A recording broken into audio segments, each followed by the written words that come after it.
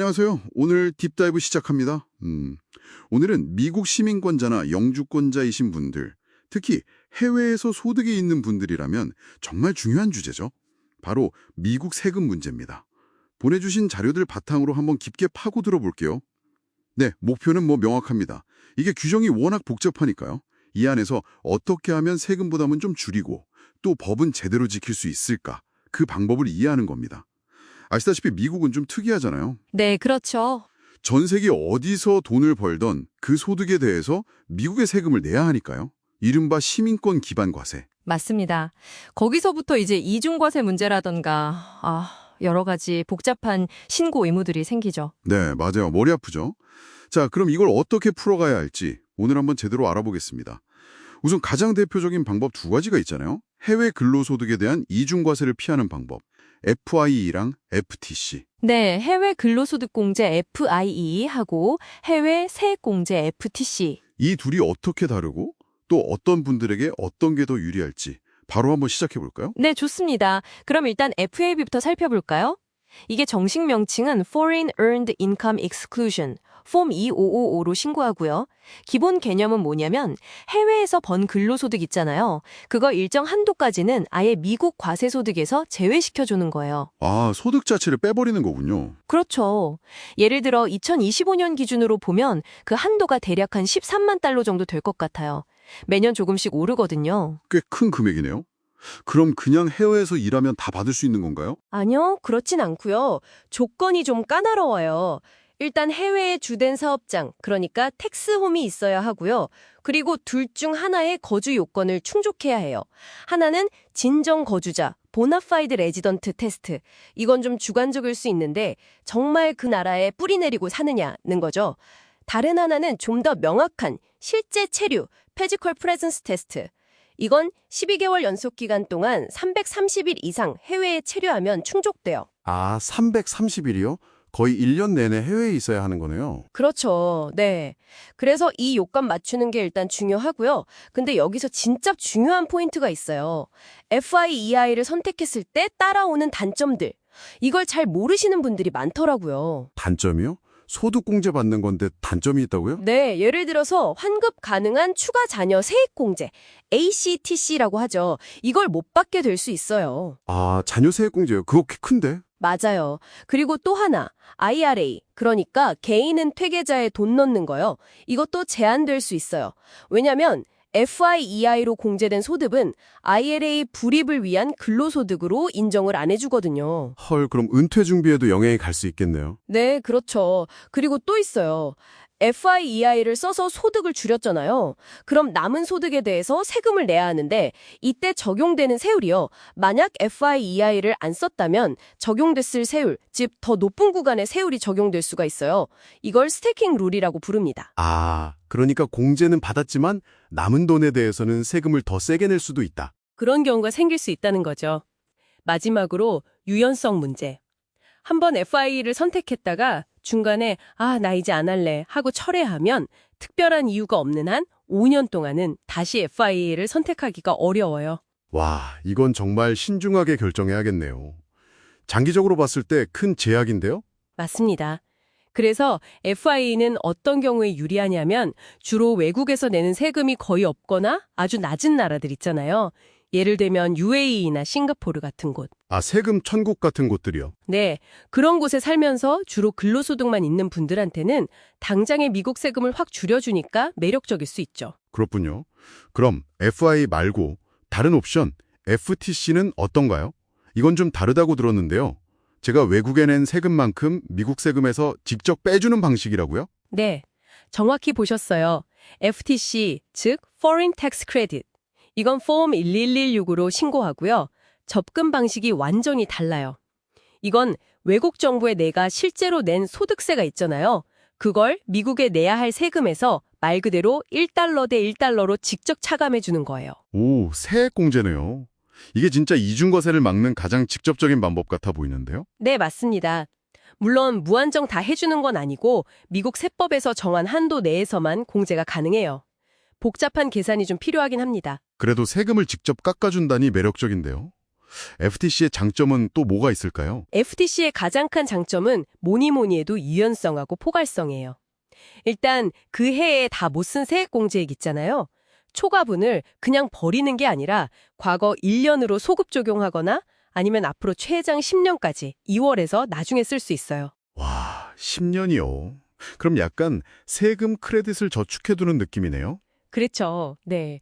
그리고 FII는 근로소득에만 적용되지만 FTC는 근로소득뿐만 아니라 배당이나 이자 같은 다른 종류의 소득, 그러니까 수동소득에 대해서 외국에 낸 세금도 공제 대상이 될 수 있어요. 물론 이것도 카테고리별로 좀 나눠서 계산해야 하지만요. 아, 훨씬 범위가 넓네요. 그럼 아까 FII의 단점으로 지적된 ACTC나 IRA 문제는 어떤가요? 네, 그게 또 중요한 포인트인데요. FTC는 ACTC 수령 자격이나 IRA 불입 자격에 전혀 영향을 주지 않아요. 오, 그럼 자녀가 있거나 은퇴 준비를 중요하게 생각한다면 FTC가 훨씬 유리하겠는데요? 그렇죠. 그리고 매년 상황에 따라서 FII를 할지 FTC를 할지 아니면 둘 다 안 할지 선택할 수 있어요. FIA처럼 한 번 철회하면 5년 제한 이런 게 없으니까 훨씬 유연하죠. 듣고 보니 장기적으로 보면 FTC가 훨씬 안정적이고 유리한 점이 많아 보이네요. 특히 외국세율이 미국이랑 비슷하거나 더 높은 나라들, 유럽 국가들이나 캐나다 같은 곳에 계신 분들은 거의 무조건 FTC가 답이겠어요. 네, 거의 그렇다고 보시면 됩니다. 물론 개별 상황마다 시뮬레이션을 해봐야 가장 정확하지만 외국 세율이 어느 정도 되는 나라에 거주하신다면 장기적인 관점에서 볼 때 FTC가 유리한 경우가 압도적으로 많아요. 단순히 그의 세금 몇 푼 아끼자고 FII 일을 섣불리 선택했다가는 나중에 후회할 수도 있겠네요. 맞아요. 그래서 단순히 당해연도 세금만 비교할 게 아니라 거주국가의 세율 수준, 내 소득 구성, 근로소득 외의 다른 소득 비중, 자녀 유무, 은퇴 계획, 그리고 혹시 나중에 다른 나라로 이주할 계획이 있는지 이런 것들을 다 종합적으로 고려해야 하는 거죠. 정말 복잡하네요. 그럼 잠깐 조세 조약 얘기도 해볼까요? 이것도 이중과세 방지 목적 아닌가요? 근데 이게 미국 시민권자한테는 별 도움이 안 된다는 얘기도 있던데요. 아, 네. 조세 조약. 이게 좀 함정 같은 건데요. 대부분의 미국 조세 조약에는 세이빙 클러스라는 게 있어요. 유보 조항이라고 하죠. 이게 뭐냐면 미국은 다른 나라와 조세 조약을 맺더라도 자국 시민이나 거주자에 대해서는 전 세계 소득에 대해 과세할 권리를 여전히 유보한다는 거예요. 아, 그럼 조약이 있어도 미국 세금을 내야 한다. 그렇죠. 그래서 아주 예외적인 경우, 예를 들면 사회보장연금이라던가 특정 연금 조항 같은 거 빼고는 일반적인 소득에 대해서 조세 조약을 근거로 미국 세금을 면제받거나 줄이기는 거의 불가능하다고 보시면 돼요. 미국 시민이라면요. 그렇군요. 조세 조약만 믿고 있으면 안 되겠네요. 자, 그럼 세금 계산 외에 또 반드시 챙겨야 할 기본적인 신고 의무들. FBIR 그리고 FATCA. 이거 정말 중요하다고 들었어요. 네, 이건 정말 기본 중에 기본이고 안 하면 벌금이 엄청납니다. 먼저 FBIR, 이건 핀센팜 114라고 하는데요. 해외에 있는 모든 금융계좌 있죠. 은행계좌, 증권계좌 등등. 이 계좌들의 잔액을 다 합쳐서 연중 단 하루라도 그 총액이 1만 달러를 넘었다면 무조건 다음에 정해진 기한까지 재무부, 트레저리 디파트먼트에 온라인으로 신고해야 해요. 이건 IRS 세금 보고와는 별개예요. 아, $10,000요? 기준이 생각보다 낮네요. 재무부에 따로 신고해야 하고요. 네, 그리고 FATTA, 이건 폼 8938로 신고하는데 기준 금액이 FBR보다는 훨씬 높아요. 미국 내 거주자인지 해외 거주자인지, 부부 합산 신고인지 등에 따라 다른데 보통 수십만 달러 이상이거든요.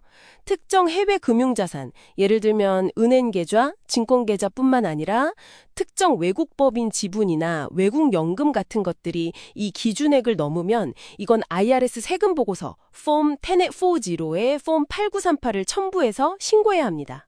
FATTA는 IRS에 세금 보고할 때 같이 하는 거군요. 기준 금액도 높고요. 그렇죠. 근데 이 외에도 만약 해외 회사를 갖고 계시거나 해외 신탁, 폼 3520 같은 게 있다면 훨씬 더 복잡한 신고 의무가 추가될 수 있어요. 정말 알아야 할 게 많네요. 네. 그리고 정말 중요한 건 이 모든 신고서에 기재되는 정보들이 서로 일치해야 한다는 거예요. 불일치하거나 누락하면 고의가 아니었더라도 상당한 벌금이 부과될 수 있습니다. 네, 알겠습니다. 자, 오늘 딥다이브 슬슬 정리해볼까요? 미국 시민권자나 영주권자가 해외 소득이 있을 때 부딪히는 세금 문제, 특히 FEI와 FTC, 이 두 가지 주요 선택지의 장단점과 어떤 기준으로 골라야 할지, 그리고 조세 조약이 실제로는 큰 도움이 안 될 수 있다는 점, 마지막으로 FEI와 FTT라는 아주 중요한 해외 자산 보고 의무까지 정말 중요한 내용들을 짚어봤습니다. 그래서 이 모든 것이 당신에게 의미하는 바는 무엇일까요? So, what does this all mean?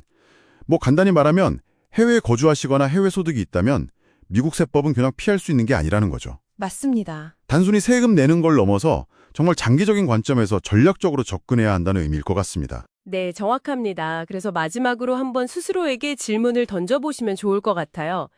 나의 현재 상황, 그리고 앞으로 예상되는 나의 소득이나 자산 구조를 다 고려했을 때 단순히 올해 세금을 조금 아끼는 걸 넘어서요. 혹시 모를 벌금이나 감사 같은 위험까지 다 관리하면서 이 복잡한 미국 세법의 그물망 속에서 나에게 가장 유리하고 또 안전한 길을 찾아가기 위한 나만의 장기적인 계획은 뭘까? 이 질문에 대한 고민을 시작하는 것이 앞으로 현명한 세금 관련 결정을 내리시는데 아주 중요한 첫걸음이 될 거라고 생각합니다.